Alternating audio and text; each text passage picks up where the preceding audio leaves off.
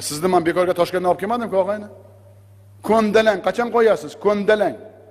Kim soliqching? Xo'sh, gapiring janob, soliqni kattakonni. Necha yil ishlayapsiz? Assalomu alaykum, hurmatli Shavkat Mirziyoyevich. Biz 11-aprel kuni Qachondan beri ishlayapsiz deyapman. Menga undaqa balandparvoz gapim kerak emas. 22-mayda bu yo'lni chiqdi. Bu yilmi? Boshliq bo'ladi. Tizim boshliq bo'ladi. Bu yilmi? Bu yil. Mana sen yangi ekansan, bugun xulosa qil. Prokuror. Assalomu alaykum, hurmatli. Gapir. Nima demoqchisan? Qanday odamlarni boqish kerak? Nima o'zingni qiynamaysan? Qani nazorat?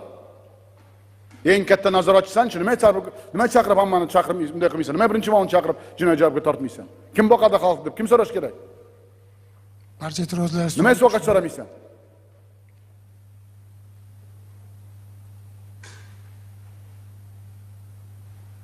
Sana nima umidlar bilan olib bordik edi? Kecha olib bordik-ku yaqinda san.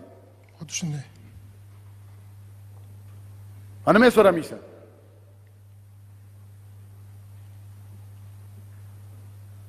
Senga bir oy muhlat, bir oy. Men o'zim nazoratga olaman.